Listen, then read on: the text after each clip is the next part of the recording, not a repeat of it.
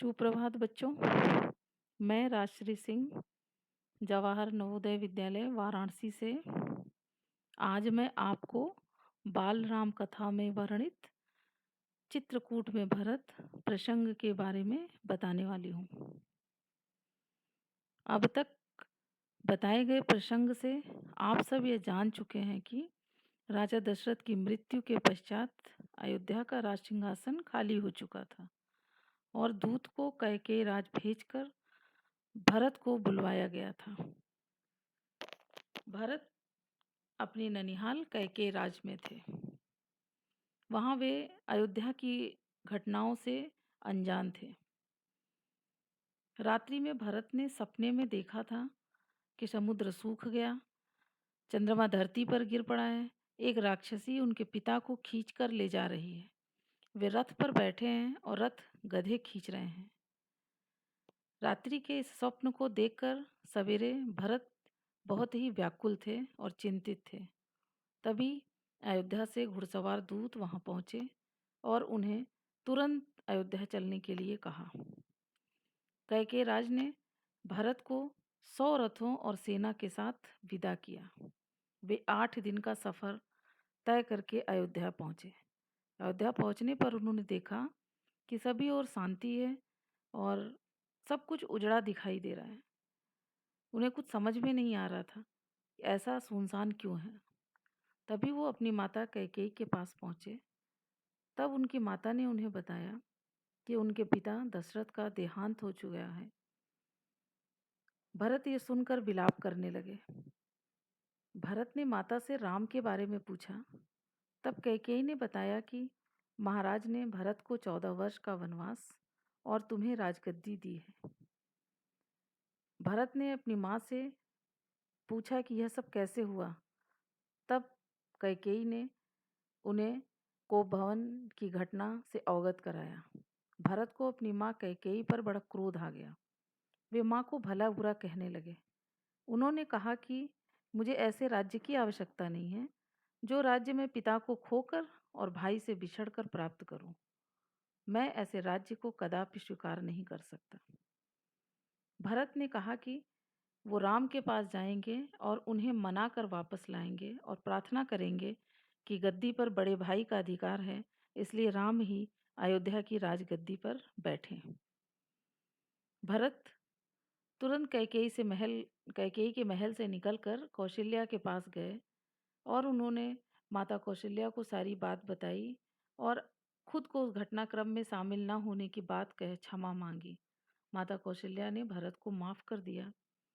सुबह तक शत्रुघ्न को भी ये पता चल गया था कि मंथरा ने ही कैकेयी के कान भरे हैं। वे मंथरा को मार देना चाहते थे, परंतु भरत ने उन्हें बचा लिया। इधर मुनि वशिष्ठ को अयोध्या का राज सिंहासन खाली रखना ठीक नहीं लग रहा था। उन्होंने भरत से कहा कि अब तुम आ गए हो तो राजकाज संभालो। तब भरत ने कहा कि वो राजगद्दी पर नहीं बैठेंगे, राजगद्दी पर सिर्फ बड़े भाई राम का अधिकार है, इसलिए मैं वन जाकर भाई राम को मना कर वापस लाऊंगा। उनके ये कहने पर भरत के साथ मुनि वशिष्ठ, सभी माताएं, मंत्रीगण, सभासद और अयोध्या की चतुरंगनी सेना राम को अयोध्या वापस लाने के लिए चित्रकूट की ओर चल पड़ी। भरत जब श्रृंगवेरपुर पहुंचे तो उनके साथ सेना देखकर निषाद राज घू को लगा कि भरत राम पर आक्रमण करने तो नहीं जा रहे, परंतु सही स्थिति जानकर उन्होंने उनका स्वागत किया। उन लोगों ने नौकाओं से भरत के साथ सभी को गंगा पार करवाया और बताया कि राम भरद्वाज आश्रम से दूर एक पहाड़ी पर पर्णकुटी बनाकर रह रहे हैं। अयोध्या वासियों ने रात तो भरद्वाज के आश्रम में व्यतीत की और प्रातः राम से मिलने का निश्चय किया। राम और सीता अपने पर्णकुटी में बैठे थे और लक्ष्मण पहरा दे रहे थे। तभी लक्ष्मण को दूर से कोलाहल सुनाई दिया। लक्ष्मण ने ऊपर चढ़कर देखा तो अयोध्या की विराट सेना चली आ रही थी। उन्होंने जाकर राम को बताया और कहा कि शायद भरत एक छत्र राज्य करना चाहते हैं, इसलिए वो सेना लेकर हमें मारने आ रहे हैं। राम ने लक्ष्मण को धैर्य रखने के लिए कहा। भरत सेना को पहाड़ी के नीचे रोककर शत्रुघ्न के साथ नंगे पांव चलकर शिला पर बैठे राम के चरणों में आकर गिर पड़े और माफी मांगने लगे, रोने लगे। राम ने उन्हें उठाकर गले लगाया और राम लक्ष्मण सीता पहाड़ी से उतरकर माता और मुनि वशिष्ठ से मिलने चल पड़े। अगले दिन भरत ने राम से राज्य ग्रहण करने और अयोध्या वापस चलने का आग्रह किया। राम ने पिता की आज्ञा उल्लंघन करने से इनकार कर दिया। कहा कि पिता की आज्ञा अनुसार मैं 14 वर्ष वनवास में बिताने के पश्चात ही अयोध्या वापस चलूंगा। जब राम ने अयोध्या लौटने से मना कर दिया, तब भरत ने कहा कि मैं आपकी खड़ाऊं अपने साथ ले जाऊंगा और 14 वर्ष तक उसी की आज्ञा अनुसार शासन चलाऊंगा। भरत खड़ाऊं लेकर अयोध्या लौटे और वो अयोध्या में रुके नहीं, उन्होंने तपस्वी का वेश धारण किया और नंदीग्राम चले गए। अब मैं आपको कुछ कठिन शब्दों का अर्थ बताऊंगी। शब्द है अनजान।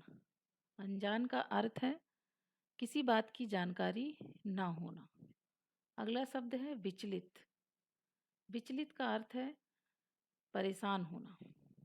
अगला शब्द है क्रोधित।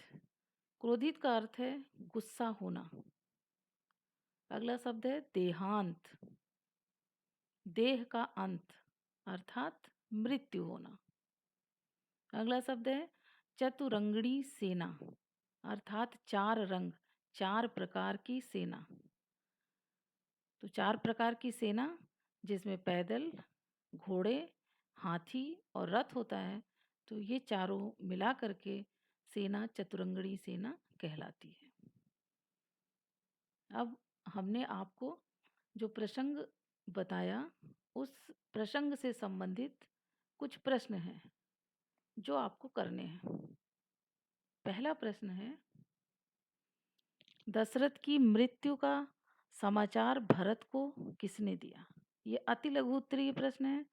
ये एक शब्द या एक वाक्य में इसका उत्तर होना चाहिए। दूसरा प्रश्न है, मंथरा की भूमिका का पता चलने पर शत्रुघ्न ने क्या किया? यह भी अति लघु उत्तरीय प्रश्न है। इसका भी उत्तर एक शब्द या एक वाक्य में होना चाहिए। तीसरा प्रश्न है, भरत की चिंता का क्या कारण था? ये लघु उत्तरीय प्रश्न है। इसका उत्तर 2 वाक्य में होना चाहिए। चौथा प्रश्न है, भरत के चरित्र से क्या शिक्षा मिलती है? इसका उत्तर भी 2 से 3 वाक्य में होना चाहिए। पांचवा प्रश्न है, भरत ने वन जाने का निर्णय क्यों लिया? यह दीर्घ उत्तरीय प्रश्न है, अर्थात इसका उत्तर 5 वाक्य में होना चाहिए। छठा प्रश्न है, भरत और कैकेयी में क्या बातें हुई? यह भी दीर्घ उत्तरीय प्रश्न है। इसका भी लगभग 5 वाक्य में उत्तर होना चाहिए। सातवां प्रश्न है, राम और भरत के बीच क्या संवाद हुआ?